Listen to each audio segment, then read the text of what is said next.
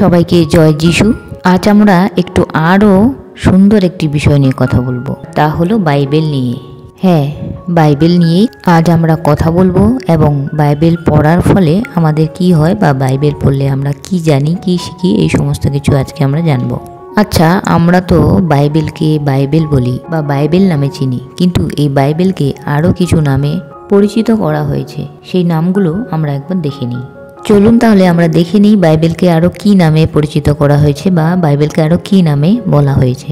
1 number হলো বাইবেলকে বলা হয় প্রভুর সাক্ষ্য। 2 নাম্বার বাইবেলকে বলে প্রভুর আজ্ঞা। 3 নাম্বার বাইবেলকে বলে সত্য।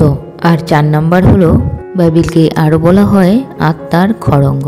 5 নাম্বার বাইবেলকে বলা হয় জল। 6 নাম্বার বাইবেলকে বলা হয় প্রভুর বিধি। 7 নাম্বার বাইবেলকে বলে ব্যবস্থা। 8 নাম্বার বাইবেলকে বলা হয় শাস্ত্রবাক্য। 9 নাম্বার বাইবেলকে বলে বীজ। আরও রয়েছে 10 নাম্বার বাইবেলকে বলা হয় যে প্রতিশ্রুতি কলাপ। নাম্বার 10 বাইবেলকে বলে হাতুড়ি।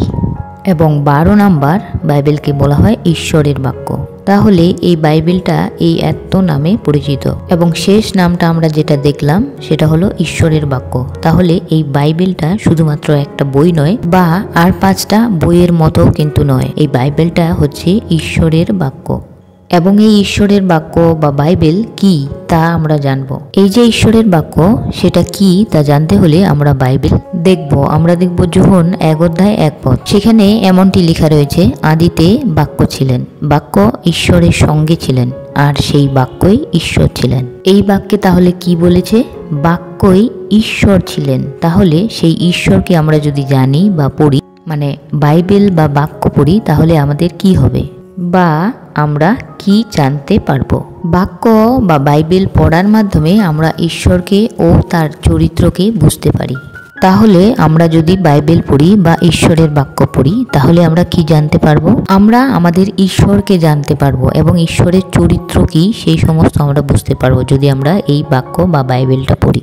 এবং ঈশ্বর কিভাবে নিজেকে তার লোকদের কাছে প্রকাশ করছেন সেটাও আমরা কিন্তু জানতে পারি বাক্য বা বাইবেল পড়ার মাধ্যমে। আমরা বাইবেল পড়লে জানতে পারবো ঈশ্বর তার লোকেদের কাছে কিভাবে নিজেকে প্রকাশ করেছিলেন। আমরা যদি বাইবেল পড়ি বা বাক্য পড়লে আমরা আমাদের চিন্তা ভাবনাকে ঐশ্বরিক চিন্তা ভাবনায় রূপান্তর করতে পারি।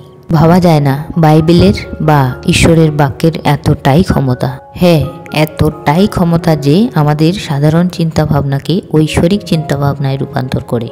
এবং তার সাথে সাথে ঈশ্বর কি চান আমাদের জীবনের জন্য তা আমরা জানতে পারি এই বাক্য বা বাইবেল পড়লে। ঈশ্বর আমাদের জীবনের জন্য কি চান, আমরা কিভাবে চলবো, কিভাবে কথা বলবো, কি খাবো, কি খাবো না, কি বলবো, কি বলবো না, এই সমস্ত কিছু আমাদের জীবনের জন্য ঈশ্বর কি চান সেই সমস্ত কিছু আমরা জানতে পারি যদি আমরা বাইবেল পড়ি বা বাক্য পড়ি। আর ঈশ্বর মানব জাতির জন্য কি পরিকল্পনা করেছেন তা আগাম জানতে পারি যদি আমরা বাইবেল বা বাক্য পড়ি। শুধু আপনার একার বা শুধু আমার একার নয়, পুরো মানব জাতির জন্য ঈশ্বরের যে কি পরিকল্পনা রয়েছে সেই সমস্ত কিছু আমরা জানতে পারি। শুধু জানতে পারি না, আমরা আগে থেকেই জানতে পারি যদি আমরা বাইবেল পড়ি বা যদি আমরা বাক্য পড়ি। এবং আমাদের পাপের স্বভাবকে পরিত্যাগ করতে পারি যখন আমরা এই বাইবেল বা এই ঈশ্বরের বাক্য পড়ি। বাইবেল পড়ে আমরা যেমন জানতে পারি যে আমরা সবাই পাপী, সেই রকম বাইবেল পড়লে আমরা পাপের স্বভাবকে পরিত্যাগ করতে পারি। পাপ করা আমাদের একটা স্বভাব, এই বিষয়ে অন্য কোনো দিন ভিডিও অবশ্যই আসবে। তাহলে আমাদের যে পাপ করার স্বভাব, সেই স্বভাবটাকে আমরা পরিত্যাগ করতে পারি যদি আমরা ঈশ্বরের বাক্য পড়ি, যদি আমরা বাইবেল পড়ি। আমরা যদি বিশ্বাসের সাথে অন্তর দিয়ে এই বাইবেল বা এই ঈশ্বরের বাক্য পড়ি বা আমরা জানার চেষ্টা করি, তাহলে শুধু এই সমস্ত নয়, আমরা আরও অনেক কিছু জানতে পারি। যেমন এই বাক্যেই বলা হয়েছে যে যখন তোমরা আমাকে গভীরভাবে জানতে আগ্রহী হবে তখন আমাকে জানতে পাবে। জিরোমিও 29 অধ্যায় 13 পদে এমনটি বলেছে। তাহলে আমরা শুধু বাইবেল রিডিং পড়ে যাব এমনটা নয়, বাইবেল যদি আমরা গভীরভাবে জানতে চাই, ঈশ্বরকে যদি আমরা গভীর আগ্রহের সাথে আমরা চাই, তাহলে বলছে যে ঈশ্বরের বাক্য গভীরভাবে জানতে আগ্রহী হবে তখন তোমরা আমাকে জানতে পাবে।